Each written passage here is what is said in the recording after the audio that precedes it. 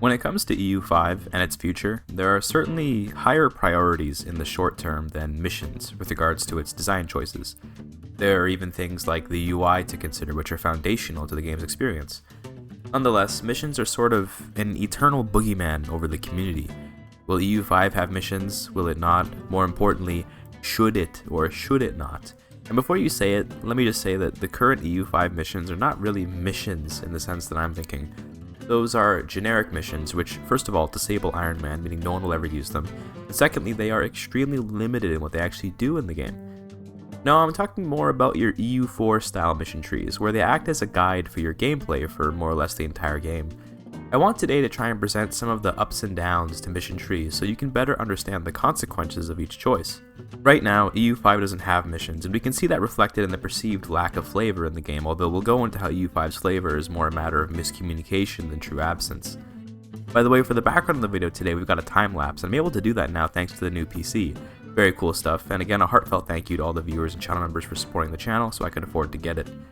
That aside, EU5 missions. This intro is scripted, but for the meat of the video, I've got some notes and I'm going to just speak on missions with the notes to guide me. The EU5 is a pretty flawed game. I like it, it's good, but it's got these problems. Like, it's got UI issues and the flavor can be a bit difficult to see. It's obscure, I'd say is probably the best word for it. The game's pacing is really off. Late game eras are difficult to play, although most people don't even reach that far in the game, so not so big a deal, I guess.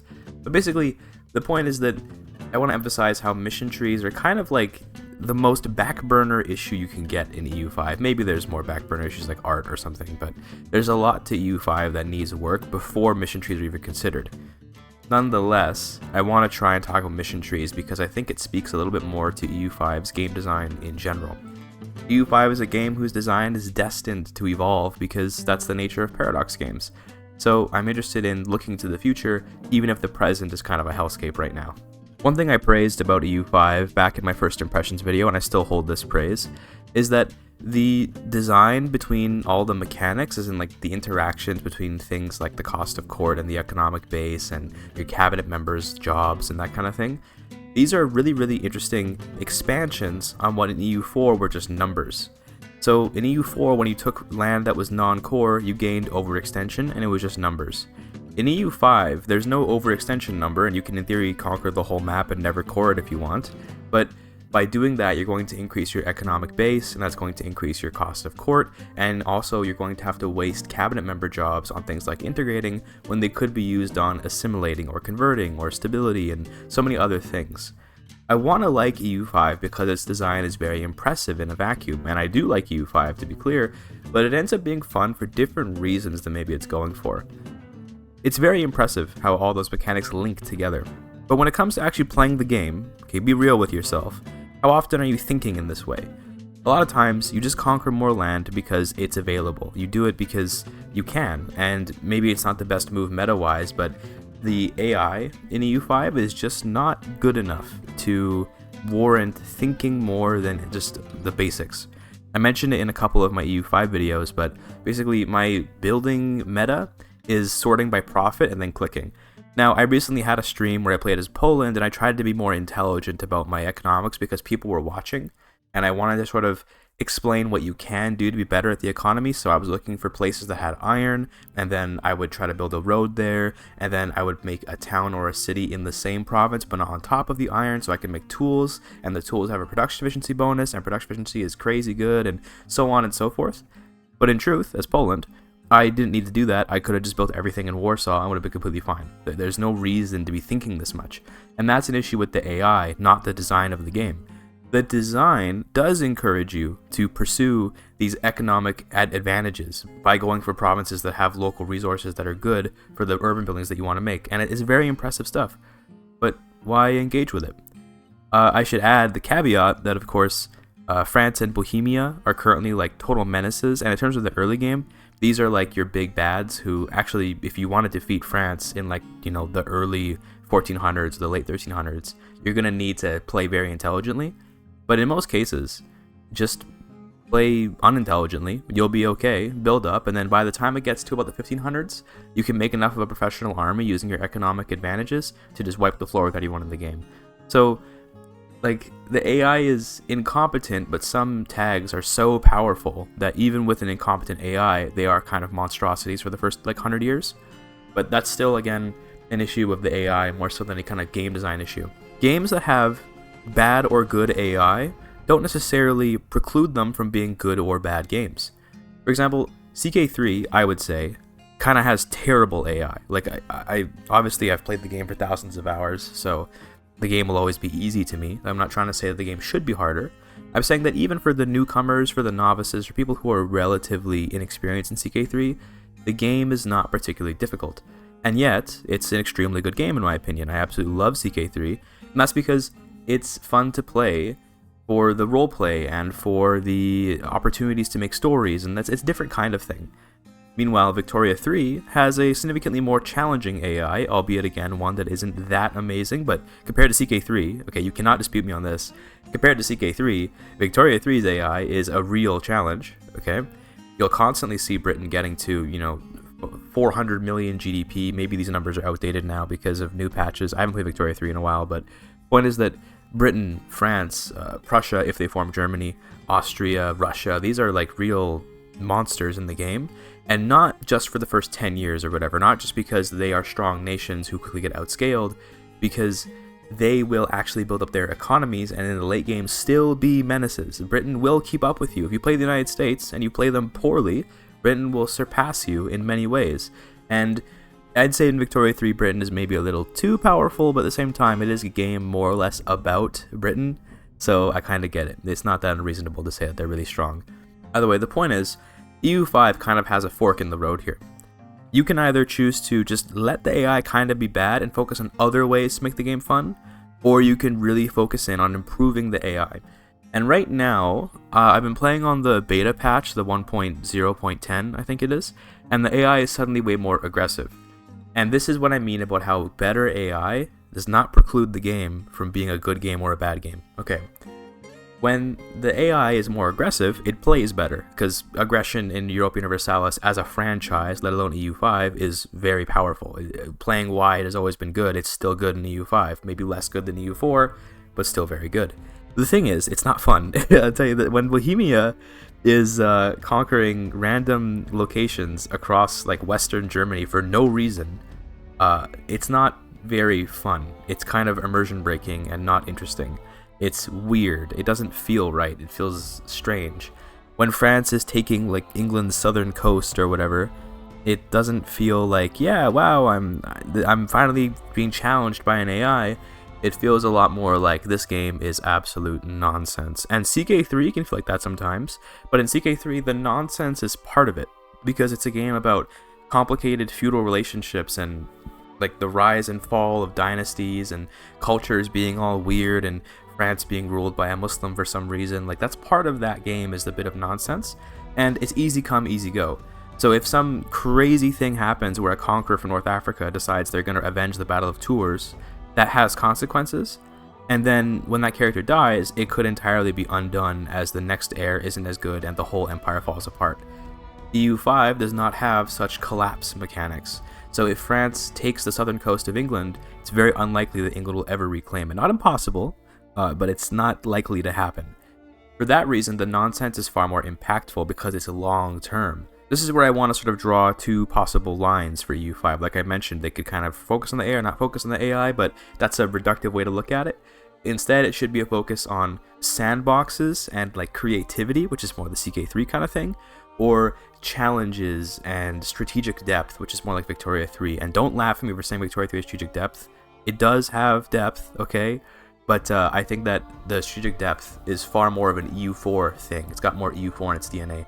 Victoria 3 is significantly more, I'd say, focused is probably the best word I can go for. It's significantly more focused in its strategy, because all you do really is build the economy. In EU5, there's a very wide breadth of strategies and things to look at. Now, if you ask me, okay, nobody asked, but if you asked me, I think that the EU franchise is better suited towards that Victoria-style approach of trying to present a challenge.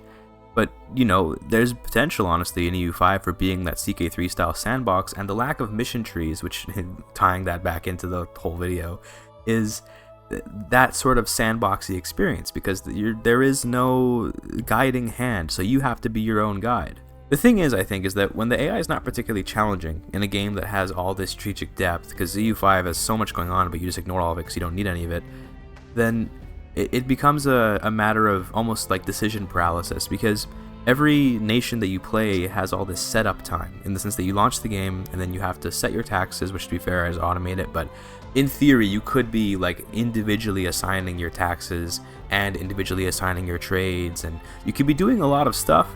But thank God for the automation button, because I automate the taxes, I automate the trade, I pick my cabinet actions, and I unpause. It's nice and simple.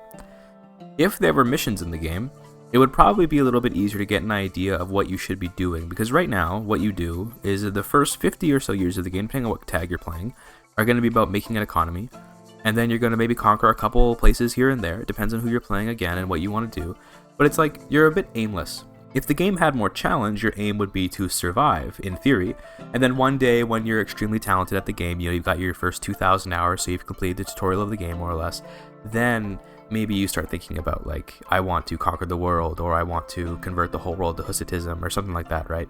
These kinds of little player-driven challenges. Nonetheless, most people don't reach that. Most people only play a couple playthroughs, if even that, by the way. Most people play like one playthrough, maybe two, and they might feel like lost, like there's just nothing to do. There is stuff to do, but they don't see a reason to do it because they're going to beat the AI regardless, because I think even a relatively middling player can beat the AI once they understand how the game works. If you're just bumbling through and don't even know what's happening, then yes, the AI will probably beat you. Regardless, what I want to expand on that is that I find sometimes when I'm picking countries, I have trouble deciding what to play, not because I lack creativity or anything. The big thing on this channel is me doing like creative, story-oriented playthroughs, and I love doing those. But that's based on my ability to like think about history and come up with interesting ideas for alternate histories, or whatever, right? It's putting a lot of work on me. And missions take away some of that work. They give you a narrative to pursue that you don't have to necessarily construct yourself, which robs you of some creativity, but it does give you a sort of a packaged story. Like when you play EU4 and you play England, you're given the paths of the Angevin Empire or the British Isles, or conquering India and all that. These are things which missions give you, which of course, if you have even a cursory knowledge of history, you know that England invaded India, so you might just do that yourself with no missions needed, but the missions kind of give you something to help pursue that. When I started playing my Denmark video, I didn't have any missions that I wanted to pursue, nor was I particularly trying to play meta, but I was like, well, I should make the North Sea Empire. That'd be kind of fun. I should go and defeat the historical Danish rivals like the Hansa. I should try to dominate the Baltic Sea, because historically these are like the goals of that kingdom and all that kind of stuff, right? Now, it could be there would be missions, and let's say that there was a mission tree, and the mission tree was about re-establishing the Danelaw. It was about conquering England. But what if it didn't have any content about reclaiming, about taking, like, Lübeck or Hamburg or something, which is something I did in that video? Then I might not have done it. And this is one of the downsides of missions, in the sense that they don't just stifle creativity, they actively kill it. Like, they don't just disincentivize you to be creative, they actually make it so that you should not be creative, because now doing things that aren't in the missions are a waste of your time.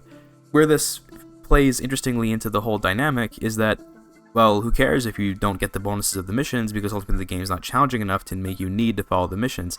And yet, I think this is kind of true, and you tell me if you agree or not in the comments, I think that it will always feel bad to do something which does not reward as well as something else. In the sense that, like, if you're playing the game and you see that you have missions for conquering England, but you're like, well, I'm going to ignore that. I'm going to go and conquer Danzig because I want to control the Baltic Sea. And there's no missions for that. You don't get any rewards. You're always going to feel like you're making a mistake. And there's a difference between, like, a mistake and a preference. When I choose to, let's say, play Denmark, and I choose to conquer, instead of, like, the richer, more accessible land, let's say, of, like, England, and I choose to go to Danzig, or I choose to go to Estonia or Riga or something. Again, I don't know the meta. I don't know if which one's the better choice, but it's a choice I'm making where I'm still progressing my game, and maybe if you analyze it post-game, one of them would be a better choice than the other, but I'm not feeling like I'm making a mistake. I'm not feeling like I'm doing something wrong. I'm just doing a choice, and there's no actual mistake happening. Even if objectively there is, the feeling is far more important. Like I said, you can go back and verify what the better choice would have been, but in the moment, you're feeling like you're just making a choice, and it's okay. Some people might not have that experience. Some people might be so meta-oriented, and this is not a judgment or anything. They might be so meta-oriented that they can't help but think about what the best choice could be, and then figure that out, and then pursue that. And that's totally okay. Nothing wrong with that, but I don't play that way, and I think most people don't play that way. In that sense, I wanted to say this line because I think it's funny. Missions insist upon themselves. I have that in my notes in quotes, because I think it's just funny something insists upon itself. It's very like cinephile coded. I don't know, I just think it was funny, but it really does apply here, and that the missions, by their nature of existing, insist that you complete them. Nonetheless, it does mean that those nations will be more fun to pursue. Like, quite frankly, if you're a relatively casual player and you're just launching the game and you want to go play Denmark, having a mission tree is probably going to make playing Denmark more fun than not having the mission tree on the first playthrough. So for the more casual people, which is the vast majority of the player base, that's going to be a better choice probably.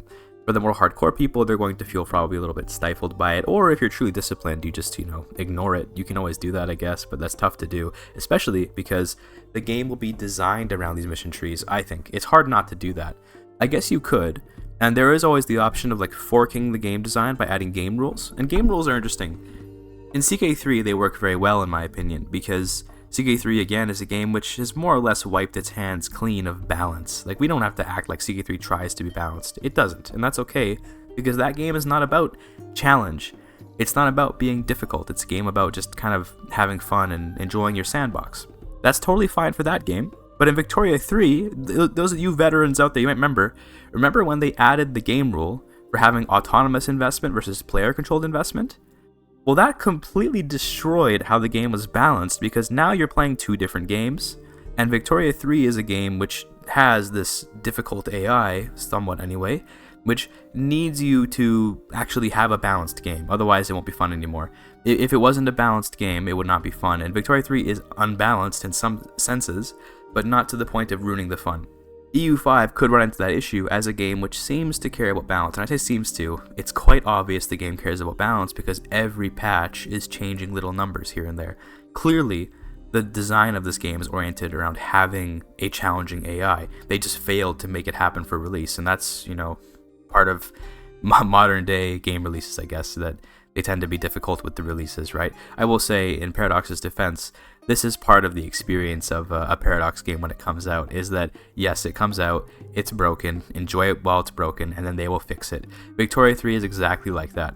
Those of you that remember early Victoria 3, everything was broken, a couple patches later got a little better, with some more DLCs got a little better, and now I'd say Victoria 3 is in a pretty solid place actually. I quite like how it's going and what it's doing. One interesting outcome that mission trees can have is the sort of direction of history, and EU5 has to some extent via the situations.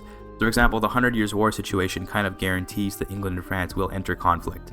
There's no way that I know of anyway to diplomatically exit the 100 Years' War except by giving up. So for example, England could choose to just abandon everything it has on the French mainland, and that would end the 100 Years' War. France could choose to, I don't know actually if France can give up the 100 Years' War. I guess they could choose to win the war. I don't know what I'm saying there, but point is, 100 Years' War situation guarantees that there will be conflict between England and France. This is one aspect that mission trees in EU4 contributed, in that through mission trees, Britain was more or less guaranteed to get into conflict with France, and France through its mission trees also was more or less guaranteed to get into conflict with England. Before missions even came out though, that conflict was still guaranteed by the fact that France always had cores on Normandy and cores on Aquitaine and stuff like that, right? So there's like a double whammy of historical push there, one mechanical and one more artificial, which is the mission trees. EU5's situations serve that role, so the missions wouldn't necessarily need to be there to serve that role. Nonetheless, they could be like another aspect of it, because like I said, in EU4 there were multiple pushes towards historical outcomes. You can have that in EU5 as well. I think it is important that the game feels historically cohesive for EU5. Like I said, CK3 is different. CK3 tends to not care about historical cohesion very much, although a little bit. But one thing that happens in EU5 here and there, and it's very funny to me when it does happen, is like you'll have a dynasty just be totally dethroned because of like a non-matrilineal marriage. So one time I saw, for example, there was like a guy in charge of England, and his name was like Rizzard or something, and it was that he was Silesian. And it was funny because it was clearly the name Richard, but it was in like a Czech or Silesian dialect or whatever.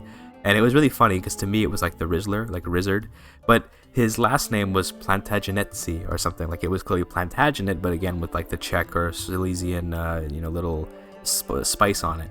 And in terms of historical cohesion, that's crazy to imagine just some random English king adopted Silesian culture, probably through his mother. What I imagine happened is that there was either a Silesian cabinet member, or the mother of that character was Silesian, and that caused a culture change, because that can happen sometimes.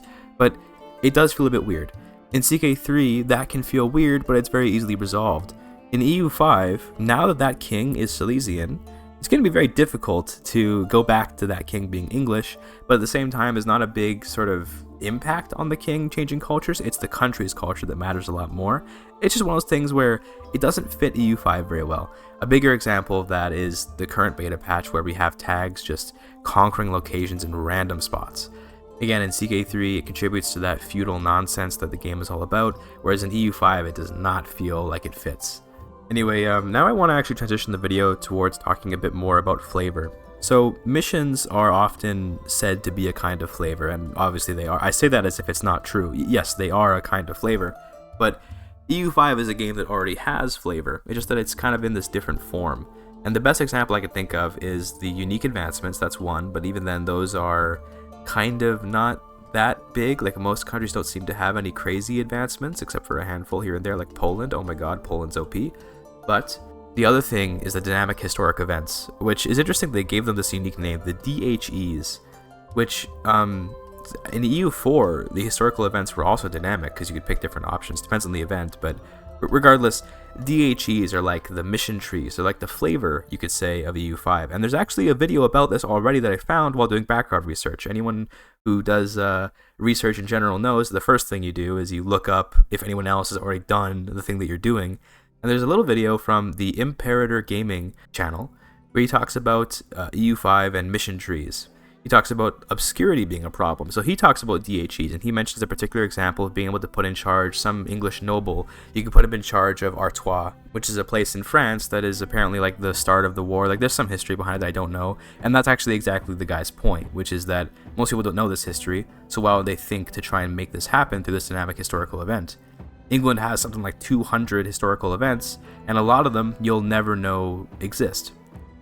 So, like, there's this flavor in the game, but it's not easily visible. And one thing I'm going to say, and like, this is kind of maybe controversial, but the majority of the player base are casual people who are not going to data mine files. They're not going to look up even guides, maybe. I think actually a lot of people look up guides for this game, but they're not going to find guides, is probably the better way to put it, of people explaining how to get the 200 historical events that England has. Instead, they're going to jump in as England, and then just kind of like nothing's going on except for the occasional random event and say, oh, goody, a random event.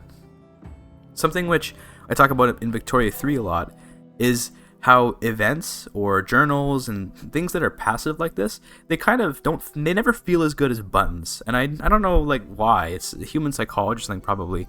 But for example, the best example I ever gave of this is in Victoria 3 during the Springtime of Nations, or the Springtime of the Peoples, whatever it's called. It's a journal entry where monarchies are being threatened with Republican nationalist like revolutions, right? And if you try passing universal suffrage, which is the big voting law they want, then there's an option, or rather an event which can fire randomly whenever you get a debate during the law pass, where you can cut your king's head off and force the law through at the expense of your other interest groups. And that's sick. Like, every time that comes up, I always click it, even if it's a bad idea, because it's really, really cool to think about the history of the people killing their king or queen and then making a republic. That's amazing, and I want more of that, right? The thing is, it's an event, and I always wish it was a button. Because if it were a button, then it should be harder to make happen, in the sense that it's not like it just click it whenever you want. It should have hefty requirements, but it would be so much more interesting to achieve whatever the requirements are for that button and then to get the satisfaction of clicking it. And this is the dopamine of missions in general. The mission is like, you do something and now here's your reward. It is very basic psychology. Dynamic historical events, despite having similar outcomes, do not have like at all the sense of reward, except for the ones that do a good job of explaining why you got them. In my game as Denmark, going back to that example, I conquered Lübeck and Hamburg.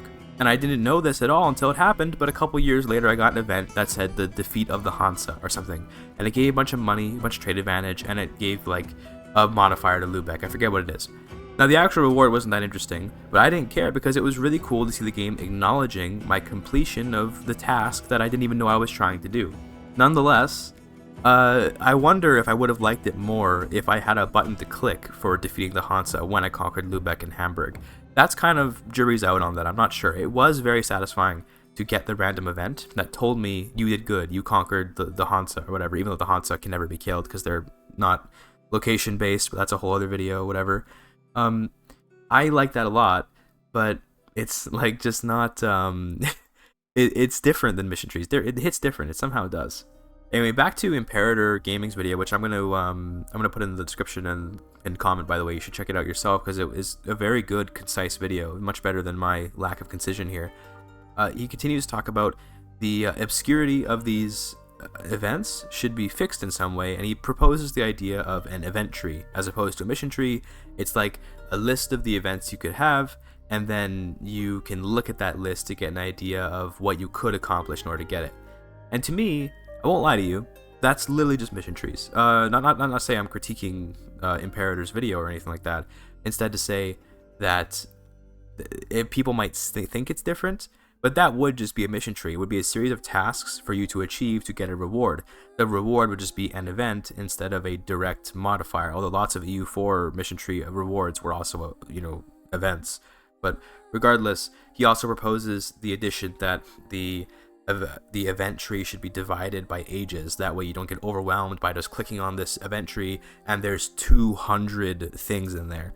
Instead, it'll be like, oh, for the Age of Traditions, there's these, although that's a very short age. Then the Age of Renaissance, there's these, and that kind of thing. And I like that idea, but I'd pull it back. Instead, what I would do, instead of having it be so directly told to you, I would have it so that there's a text, like literally just like a paragraph of writing, which explains to you what things that nation historically was trying to do in that era. And if it's a nation that has no DHEs, then it can be generic text, whatever. But if you're playing England, it might say in the Age of Traditions that England is preparing for the 100 Years' War. So maybe there's an event for if you can get enough professional soldiers or hire some mercenaries. I don't know what all the events are. Sorry, there's a lot of them.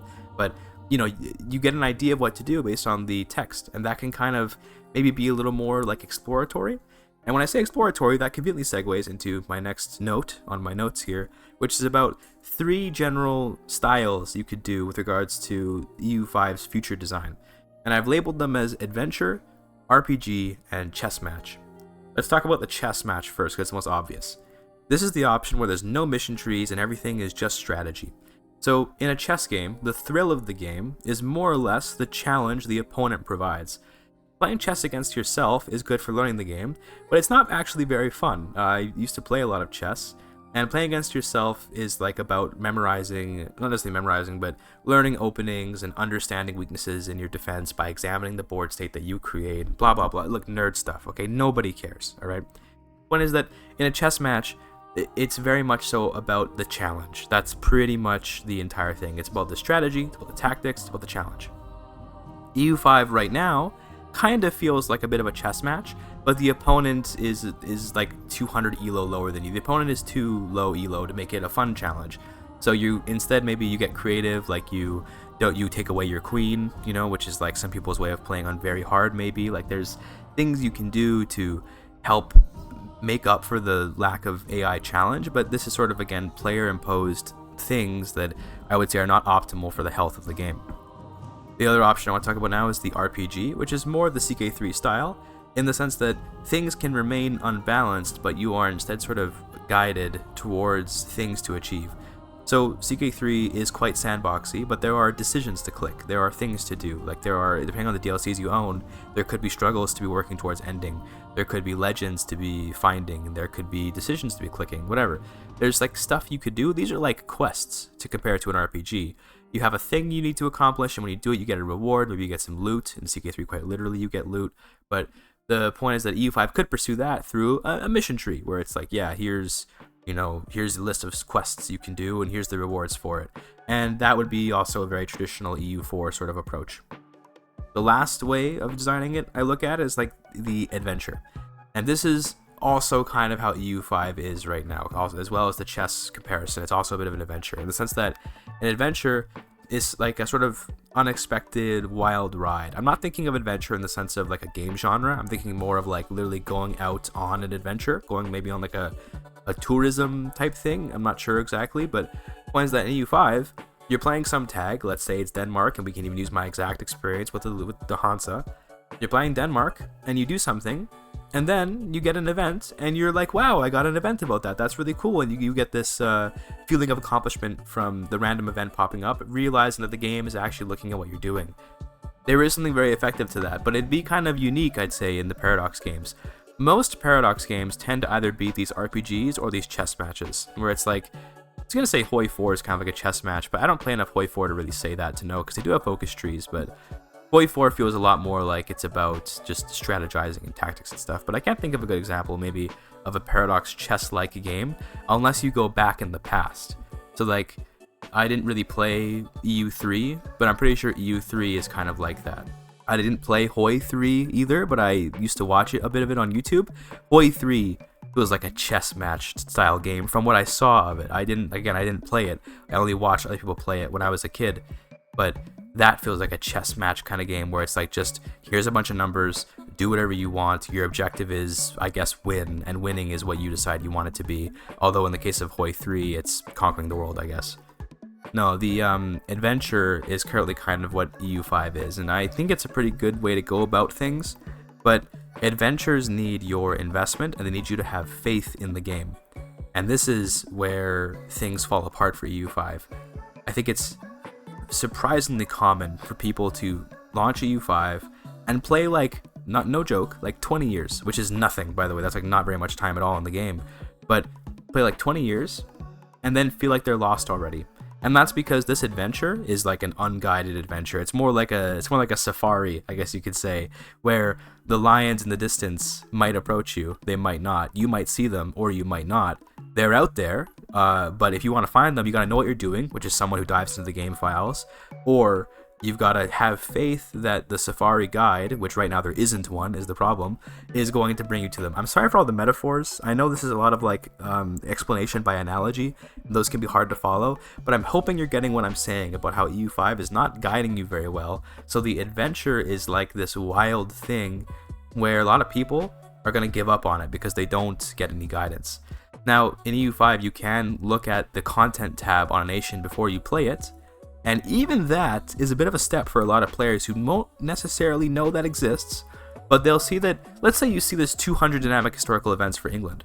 That doesn't really tell you what kind of experience you're going to get, because for all you know, they're all disasters and it's going to be a tough playthrough. Or they're all really OP bonuses and it'll be an easy playthrough. For example, playing as Bohemia is really, really easy. Not necessarily because of any DHEs, but because they have all that gold and silver, but they do also have some really, really strong DHEs, as does, for example, Poland. But when you play Poland, the DHEs are also kind of traps, because some of them are about like granting rights to your nobility that will weaken you in the future but strengthen you in the short term. These are like DHEs that actually present a challenge as opposed to ones which present some kind of advantage. And you would never be able to know that except by playing. But by the time you get to playing, let's say Poland is your first playthrough, and you get this massive DHE that gives you huge negatives, you might just quit. It's entirely possible that you will be like, well, crap, this game's too complicated. And that's why you need the tour guide. That's why you need the guy on the Safari that's going to help you to understand what's going on, right? EU5's missing that. So, sorry to ramble so long about adventures here, but if EU5 wants to be an adventure game, it's going to need more of a guide. If it wants to be a chess match, it needs a better AI. And if it wants to be an RPG, then it needs missions. And that's more or less the summary. I could have said everything I just said in that very simple sentence. Anyway, this is where I'm going to kind of slow down on the rambling a bit here. I'm going to pass the question on to you. What do you want from EU5? And also, are there other ways to look at the design? I mean, I gave these 3 options, but obviously there's different ways to look at it. It's very subjective analysis. What do you think? Do you want an adventure, an RPG, a chess match? What do you want out of EU5? I know there are some people who really do want this game to be like the chess match type of game, and that's maybe actually more in line with what Johan wants. I'm not going to act like I know the guy, but I know that he, for example, opposes mission trees in general, which I can see why, considering EU4 is just mission trees now. There's really not much more to EU4 than mission trees, but, you know, EU5 is a chess game. is going to need a lot of work if that's what they want to go with.